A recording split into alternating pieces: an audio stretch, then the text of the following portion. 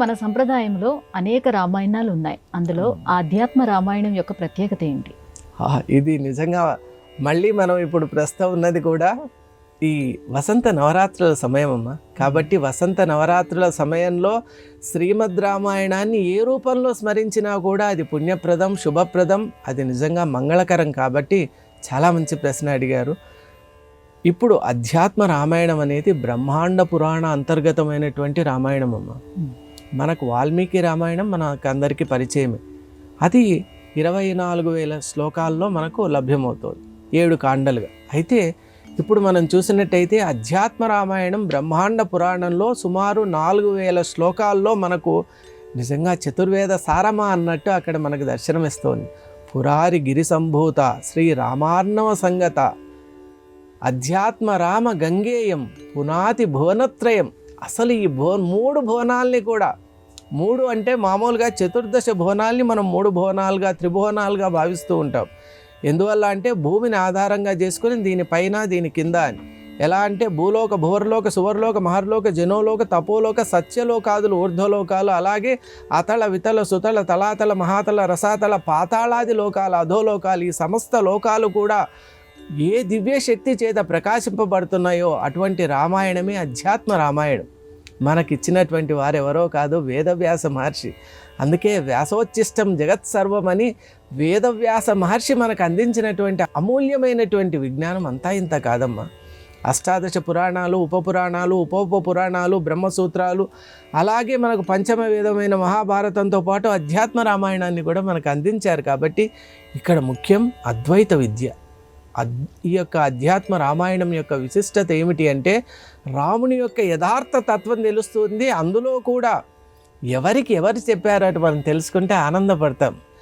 మొత్తం యుద్ధం అయిపోయిన తర్వాత, పట్టాభిషేకం అయిన తర్వాత ఆంజనేయ స్వామి వారు ఒకసారి సభా మండపంలో శ్రీ రాముల వారు, సీతాదేవి అక్కడ మంటపంలో కూర్చొని ఉన్నారు సింహాసనం పైన.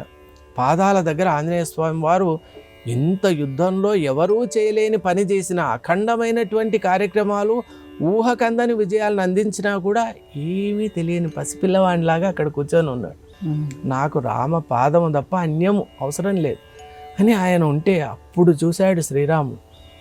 అసలు నిష్కల్మషోయం జ్ఞానస్య పాత్రమునో ఈయన భక్తిమానని, నిత్య భక్తిమానని, ఈయన నిజంగా నిష్కల్మషుడు. ఈయన ఎట్లా అంటే ఈయన ఇంత అఖండ విజయాలు సాధిస్తే అప్పుడే మనిషికి అందరూ ప్రశంస ఇచ్చేవరకే ఎట్లా కొంచెం అహంకారం కూడా ఇదవుతుంది. కానీ అటువంటి ఉద్వేగాలకు లోను కాకుండా నేను నిమిత్త మాత్రుణ్ణి, రాముడిని నడిపించాడు, నాదేముంది నేను చేయగలనా అనేటువంటి అతి గొప్ప సంకల్పంతో ఆయన ఉంటే అప్పుడు రాముల వారు ఎవరికి చెప్పారు అంటే చతుర్వేద స్వరూపిణి అయినటువంటి సీతామాతకు చెప్పారంట.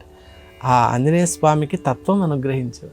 ఆ సన్నివేశం ఒక్కసారి మనసులో అనుకుంటేనే సాక్షాత్ శ్రీరామచంద్రుడు సీతాదేవికి చెప్తూ ఉన్నాడు, ఆంజనేయ స్వామికి తత్వం అనుగ్రహించు, ఆ అద్వైత జ్ఞానం ఇవ్వు అని చెప్తూ ఉన్నారు. అప్పుడు సీతామాత చతుర్వేద అధ్యయనం చేసిన వారు కాబట్టి వారు చెప్పారు, రామం విద్ధి పరంబ్రహ్మ సచ్చిదానందం అద్వయం సర్వోపాధి వినిర్ముక్తం సత్తా మాత్రం అగోచరం. అసలు రామతత్వం సీతామాత చెప్పింది. రామం విద్ధి పరంబ్రహ్మ, ఆయన ఎవరో మీకు కనిపించే రూపం మాత్రమే కాదు నాయన, ఆయన పరబ్రహ్మ స్వరూపం. ఆయన ఈ సమస్తమైన జగత్తును ప్రకాశింపజేసేటువంటి ఆ దివ్య చైతన్యం ఏదైతే ఉందో అదే శ్రీరామచంద్రుడు. రామం విద్ధి పరంబ్రహ్మ సచ్చిదానందం అద్వయం. ఆయన సచ్చిదానంద సత్ చిత్ ఆనంద స్వరూపుడు, అద్వయ స్వరూపుడు. అంటే ఆయన తప్ప అన్యం లేదు. నిజంగా చెప్పాలి అంటే మనమంతా ఉన్నాం అనుకుంటున్నాం, ఆయన ఇన్ని రూపాలుగా భాషిస్తున్నాడు కానీ మనందరము లేము. ఆయనే ఉన్నాడు ఇన్ని రూపాల్లో. ఏకతత్వం, ఏకమేవ. అందుకే అద్వయం. అమ్మవారు ఒక్క పదం వాడారు అంటే పరమ ప్రమాణం. సీతాదేవి అంటే వేదమాత, వేదమే. కాబట్టి అమ్మవారు చెప్పిన వాక్యం వేద ప్రమాణం. రామం విద్ధి పరంబ్రహ్మ సచ్చిదానందం అద్వయం సర్వోపాధి వినిర్ముక్తం సత్తామాత్రం అగోచరం. ఆయన సర్వ ఉపాధి వినిర్ముక్తమయ్యా. ఆయనకి ఉపాధి, ఈ రూపం ఏదైతే కనిపిస్తోందో దివ్యమైన పుంసాం మోహన రూపాయ అని మనమంతా ప్రకీర్తిస్తున్నా ఆయనకు ఆ రూపంతో ఏ సంబంధం లేదంట. ఆయన ఎప్పుడు కూడా ఆ అనంతమైనటువంటి ఆత్మ చైతన్యంలో ఉంటాడు. కాబట్టి ఆయన సత్తా మాత్రం అగోచరం. మన కంటికి, ఎందుకంటే మనం ఈ యొక్క దివ్యమైనటువంటి అనంతమైనటువంటి ఆ చైతన్య శక్తిని అలాగే చూసేటువంటి శక్తి మనకు లేదు కాబట్టి, మనకు ఒక రూపము నామము ఉండాలి కాబట్టి, మన సౌలభ్యం కోసం ఆయన అనుగ్రహించి ఇలాగ అనిపిస్తున్నారు కాబట్టి ఆయన తత్వం తెలుసుకో, రామం విద్ధి పరం బ్రహ్మ అని సీతాదేవి చెప్పారంట.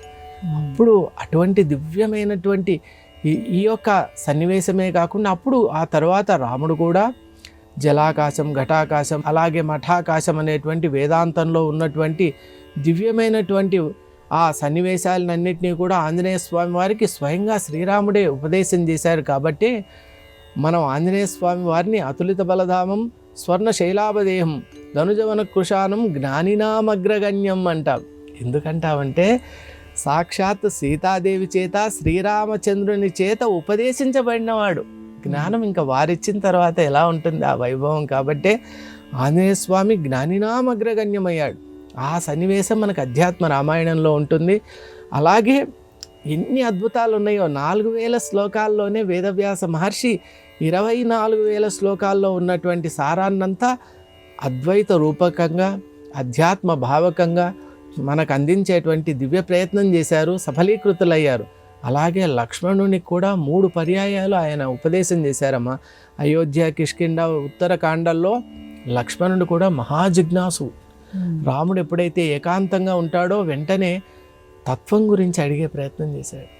ఏమిటి ప్రపంచం, జీవుడెవరు, జగత్తెవరు, బ్రహ్మం ఎవరు, నేనెవరు, ఆ బ్రహ్మంని ఎలా తెలుసుకుంటాను, నీకంటే గొప్పగా చెప్పేవాడు లేడు. కాబట్టి ఏకాంతంగా ఉన్నప్పుడు లోక వ్యవహారాలు మాట్లాడుకోవడం అందరికీ సహజంగా అలవాటు. కానీ లక్ష్మణుడు అలా కాదు. ఆయన ప్రపంచ వ్యవహారాలను పక్కన పెట్టి తాత్విక వ్యవహారం తీసుకొచ్చారు. అలా లక్ష్మణునికి ఇచ్చినటువంటి జ్ఞానం. అలాగే అంతిమంగా మనకు ఉత్తరకాండలో రామగీత అని ఉంటుంది.